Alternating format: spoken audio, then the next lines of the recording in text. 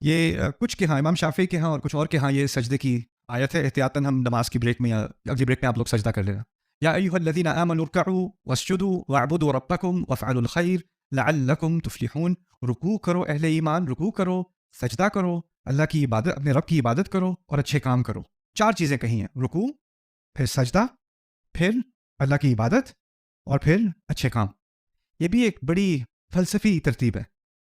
رکوع جب آپ آنکھوں سے دیکھتے ہو رکوع تو انسان آدھا جھک گیا ہے. جب آپ سجدہ دیکھتے ہو تو وہ پورا جھک گیا ہے. یہی بات ہے نا. تو ایک طرح سے ایک ترتیب ہے کہ اللہ تعالیٰ نے ہمیں سکھایا ہے کہ اپنے اللہ تعالیٰ کے سامنے جب ہم اپنے آپ کو پیش کرتے ہیں تو اس میں بھی مراحل ہوتے ہیں. یعنی انسان 100% ایک دم سے نہیں پہنچ جاتا. اس کو لَتَرْكَبُنَّ طَبْقًا عَنْ طَبَقٍ، تم ایک مرحلے سے دوسرے مرحلے کی طرف جاؤ گے. تو نماز میں بھی وہ مراحل سکھا دیے. پہلے انسان کھڑا ہے، پھر آدھا جھکا، پھر پورا جھکا. اور اسی طرح ہم جب اللہ تعالیٰ کی اطاعت کی طرف آتے ہیں تو اس میں سٹیجز ہوتی ہیں اور ہم زیادہ سے زیادہ اللہ تعالیٰ کی اطاعت کی طرف آتے ہیں. اور یہی درس نماز کی حرکات میں سے بہت سارے دروس میں سے ایک درس یہ بھی ہے. تو یہ تو آ گیا ارکعوا واسجدوا. لیکن ہم اگر رکوع اور سجدے کو ملائیں تو یہی تو اصل عبادت ہے نماز. لیکن پھر اس کے بعد کس چیز کا ذکر کیا؟ واعبدوا ربکم. لیکن پہلی 2 باتیں تو پہلے ہی عبادت تھیں. تو پھر اس کے بعد عبادت کا ذکر کرنے کی کیا حکمت ہو سکتی ہے؟ اس کے بعد سارے جواہر میں سے ایک چھوٹا سا موتی یہ ہے کہ یہاں پر اللہ تعالیٰ کہہ رہے ہیں کہ اب جو تم نے سب سے اعلیٰ عبادت کر لی نا، اب تم باقی زندگی میں میری عبادت کے لیے تیار ہو. اب عبادت شروع ہوگی. رکوع اور سجدہ اصل عبادت کے لیے تمہیں تیار کر رہا ہے. یعنی نماز کا ٹائم ہوا، ظہر کا ٹائم ہوا، جا کے میں نے نماز پڑھی. نماز کے بعد میں واپس آفس کے کام پہ لگ گیا. آفس کے کام پہ کسی کی غیبت ہو رہی ہے. آفس کے کام پہ کو کہہ رہا ہے جی آپ بس یہ کہہ دیں کہ ڈیڈ لائن پرسوں ہے، ہم سب کو پتہ ہے آج ہے، لیکن آپ ڈیٹ چینج کر دیں میرے لیے پلیز، اب بس بھیج دیں، خیر ہے. کسی کی کال آ رہی ہے، ان کو بتا دوں میں آفس میں نہیں ہوں. وہ کہہ رہے ہیں کہ وہ آفس میں نہیں ہے. کیا ہے؟ یہ اللہ تعالیٰ سے عبادت نہیں ہے. عبادت کا مقصد ہے کہ جو ہدایات، جیسے نماز میں اللہ نے ہدایت دی ہے کھڑے ہو جاؤ، کھڑے ہو جاتے ہیں. اللہ تعالیٰ ہدایت دیتے ہیں رکوع میں جاؤ، رکوع میں جاتے ہیں. اللہ کہتے ہیں پورے گر جاؤ، پورے گر جاتے ہیں. جب کھڑے ہونے کا وقت تو کھڑے ہونے کا وقت. ہر حرکت کو کنٹرول کیا جا رہا ہے. آنکھیں کہاں جانی ہے ان کو کنٹرول کیا جا رہا ہے. سلام کس طرف کرنا ہے، پہلے کدھر کرنا ہے، پہلے کدھر کرنا ہے، کنٹرول کیا جا رہا ہے. آپ کے الفاظ کو کنٹرول کیا جا رہا ہے. یعنی آپ مظاہرہ کرتے ہیں کہ اللہ جو انسٹرکشن، جو حکم مجھے دے گا 100% میں اس پہ عمل کروں گا. جیسے جیسے کہے گا ویسے ویسے میں کروں گا. میں پوری طرح اللہ تعالیٰ کی اطاعت کرنے کے لائق ہوں، میں اس کی صلاحیت رکھتا ہوں. اور سب اکٹھے وہ ہم کرتے ہیں جماعت سے. یعنی ہم میں سے کسی میں فرق نہیں ہے. جو اللہ کہہ رہا ہے وہ ہم ایگزیکٹلی کر رہے ہیں. اپنے جسم کو ہم سرنڈر کر دیتے ہیں. آپ کو کال آ رہی ہے اس کے درمیان، آپ کو آپ کا باس بلا رہا ہے، آپ کو کوئی آپ کا فیوریٹ میچ لگا ہوا ہے، آپ کھڑے ہوئے ہو نماز میں، کوئی آؤٹ ہو گیا تو آپ یہ نہیں کہتے اوئے او یار اللہ اکبر، نہیں کرتا کوئی بھی. آپ کھڑے رہتے ہو نماز میں. آپ کی ٹریننگ ایسی ہے. تو نماز کیا سکھا رہی ہے کہ اللہ تعالیٰ کی جب اطاعت ہوتی ہے تو وہ مکمل ہوتی ہے. اب زندگی میں کیا ہوتا ہے، کچھ معاملات میں اللہ آپ کو کچھ زیادہ چھٹی دیتا ہے، آپ کھڑے ہو. کچھ معاملات میں اللہ نے زیادہ مطالبہ کیا ہے، جیسے کیا ہے، رکوع. کچھ معاملات میں اللہ نے بہت زیادہ مطالبہ کیا ہے، جیسے سجدہ. آنکھیں کچھ اب سجدہ کرتا ہے نا انسان. دیکھیں جب انسان قیام میں کھڑا ہوتا ہے نا تو اللہ نے ہماری آنکھیں ایسی نہیں بنائی کہ اگر آپ نے جائے نماز بچھائی ہوئی ہے تو آپ کو صرف یہ مربع نظر آ رہا ہے. اگر کوئی بچہ بھاگتا ہوا جائے گا تو آپ کو وہ بھی نظر آ جائے گا. ایسی بات ہے نا. لیکن جب آپ رکوع کریں گے تو آپ کے نظر کے دائرے میں کمی ہوئی کہ نہیں؟ کمی آ گئی نا. جب سجدے میں گئے تو نظر کہاں تک جاتی ہے؟ بالکل نہیں جاتی. بالکل آپ کا دائرہ بند ہو جاتا ہے. کچھ معاملات میں اوروں کا عمل دخل ہے ہماری عبادت میں اور ہماری اطاعت میں، اور لوگ بھی شامل آ جاتے ہیں، لیکن آپ کو اس کو برداشت کر کے فوکس کرنا پڑے گا.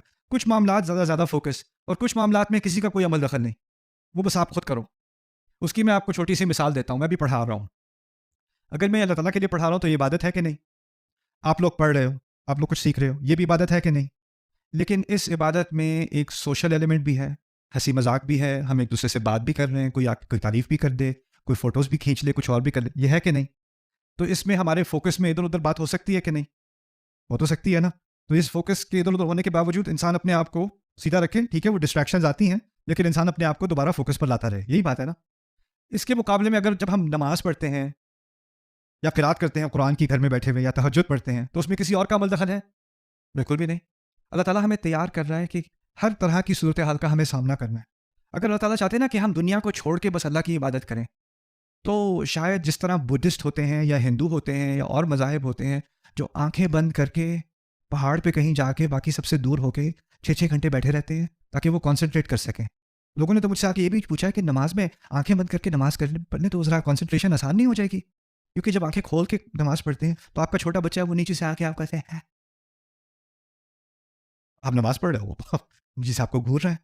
آپ نماز، اور یہ ایسا نہیں کر سکتے کہیں کسی دور کونے میں کسی پہاڑی پہ جا کے کہیں جا کے، یا اگر آپ اجازت دے تو میں گاڑی میں جا کے دروازے بند کر کے سارے گاڑی کے پھر میں نماز پڑھا کروں، یا نوائز کینسلیشن ہیڈ فونز لگا کے میں نماز پڑھا کروں تو باقی باہر کی آواز نہ ہے۔ اللہ تعالیٰ نے ہمیں نماز کا حکم دیا۔ کوئی مچھیرا تھا، اس نے کشتی پہ کھڑے ہو کے نماز پڑھنی ہے، کوئی کسان ہے اس نے کھیت میں کھڑے ہو کے نماز پڑھنی ہے، کوئی مزدور ہے اس نے مزدوری میں نماز، کوئی جنگ کے میدان میں اس نے جنگ کے میدان میں نماز پڑھنی ہے۔ یعنی نماز کا جو یہ سلسلہ ہے وہ دنیا کو چھوڑ کے ہے کہ دنیا کے ساتھ ہی چل رہا ہے۔ دنیا کے ساتھ جب میں نیو یارک میں ہوتا تھا، نیو یارک میں کیونکہ ریئل اسٹیٹ بہت مہنگی ہے، تو وہاں پر جو ریسٹورینٹ کھولنا ہوگا نیو یارک سٹی میں تو وہ تو خوابوں کی بات ہے، بہت ہی مہنگا ہے۔ تو وہاں پر انہوں نے اسٹریٹ وینڈرز بنائے ہوئے، وہ ٹھیلا لے کے وہ چلتے ہیں، ان کو لائسنس ملتا ہے کہ اس سڑک کے اس کونے پہ آپ کے پاس لائسنس ہے، یہاں پہ آپ بیچ سکتے ہو۔ وہ بہت سارے حلال وینڈرز بنے ہوئے ہیں جگہ جگہ، حلال ہاٹ ڈاگز، حلال چکن اینڈ رائس وغیرہ وغیرہ۔ تو وہ سڑک پہ لاکھوں کی لوگ گزر رہے ہیں، لوگ اس سے خرید رہے ہیں۔ تو نماز کا ٹائم آتا ہے تو وہ کیا کرتا ہے بیچنے والا؟ وہیں پہ اس نے فٹ پاتھ پہ جائے نماز لگائی، آگے گیس کی ٹینکی رکھی، وہیں وہ کھڑا نماز پڑھ رہا ہے، ٹائم اسکوائر کے درمیان میں، ادھر سے ادھر لوگ گزر رہے ہیں اور وہ وہاں کھڑا نماز پڑھ رہا ہے۔ اب شور ہے، شور تو ہے، گانا بجانا ہے بالکل ہے، گاڑیوں کی آواز ہے بالکل ہے، لوگ آپس میں باتیں کر رہے ہیں، کوئی بیہودہ باتیں بھی کر رہے ہیں، وہ سب کچھ ہے، لیکن وہ نماز پڑھ رہا ہے۔ لوگ ٹرین اسٹیشن میں نماز پڑھ رہے ہیں۔ یہ اللہ تعالیٰ کا نظام ہے کہ ہمیں اس دنیا کا سامنا کرنا ہے اور پھر بھی عبادت کرنی ہے، یہ ٹریننگ دی جا رہی ہے ہمیں۔ تو جب یہ کہا ہے نا وَاعْبُدُوا رَبَّكُمْ، اپنے رب کو مد نظر رکھو، اس کی عبادت کرو، ٹھیک ہے، دنیا کا تو تمہیں سامنا کرنا ہی ہے۔ تو یہ ذہنیت اللہ تعالیٰ نے ہمارے دلوں سے، ہمارے دماغ سے نکال دی کہ نہیں جی، مجھے دنیا سے ہٹ کے مجھے دین کی خدمت کرنی ہے۔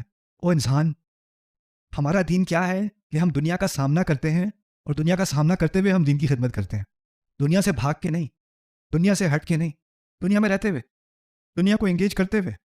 یہ دین تجارت میں گیا، یہ دین سفر میں لے کے ہم جاتے ہیں، یہ دین ہم دنیا کے ہر شعبے میں ہم اس دین کو ساتھ لے کے جاتے ہیں۔ ہم دنیا کے شعبوں سے بھاگتے نہیں، ان کو فیس کرتے ہیں۔ لیکن یہ سب ہے کمٹمنٹ ہماری اللہ تعالیٰ کے ساتھ۔ اس کے بعد ایک آخری ترتیب میں ڈالا وَفْعَلُوا الْخَيْرَ، اور خیر کیا کرو، الخیر کرو۔ تو سوال پیدا ہوتا ہے کہ پہلے کہا تھا رکوع کرو، وہ خیر نہیں ہے؟ پھر کہا تھا سجدہ کرو، وہ بھی تو خیر ہے؟ پھر کہا تھا عبادت کرو اپنے رب کی، وہ بھی تو خیر ہے؟ اور اب کیا کہہ رہے ہیں؟ اور الخیر کرو، الخیر کرو۔ تو اس سے مراد یہ ہے کہ ان سب کے بعد ایک اور مرحلہ بھی ہے، اور وہ ہے سب سے بہترین کرنے کا کام، سب سے بہتر۔ الخیر، خیر عربی میں کہتے ہیں اچھے کام کو، الخیر کہتے ہیں بہترین کام کو، شر کہتے ہیں برے کام کو، الشر کہتے ہیں سب سے بدترین کام کو۔ اسی طرح اسماء تفضیل میں ہوتا ہے احسن بہتر ہے، اور الاحسن بہترین ہے، اکبر زیادہ بڑا ہے، اور الاکبر سب سے بڑا ہے، سب سے بڑا ہے۔ یہاں پر الخیر سے سب سے بہترین کام کرو، اور سب سے بہترین میں بہت سارے علماء نے اس پر بہت تدبر کیا کہ یہ کیا بات کہی جا رہی ہے، اور اس پہ بہت ساری رائے ہے۔ جو ایک رائے میرے دل کو لگتی ہے، اوروں کا میں انکار نہیں کرتا، وہ یہ بھی ہے کہ یہاں پر اللہ تعالیٰ نے اللہ تعالیٰ کی عبادت اور خدمت خلق دونوں کو ملا کر بہترین، یعنی دونوں طرف، ایک نظر آپ کی انسانیت کی بھلائی کی طرف ہے، اس میں دعوت کا بھی کام ہے، اس میں انسان کی اصلاح کا بھی کام ہے، اس میں فلاح کا بھی کام ہے، ریلیف کا بھی کام ہے، تعمیر کا بھی کام ہے، وہ ساری چیزیں ہیں، اور دوسری طرف اللہ تعالیٰ کی عبادت بھی ہے۔ اب یہ ساری چیزیں ایک ساتھ ہو گئیں، تو ایک کلائمیکس تک آ گئی یہ بات، ارکعوا واسجدوا واعبدوا ربکم وافعلوا الخیر لعلکم تفلحون، تاکہ تم فلاح تک پہنچ جاؤ۔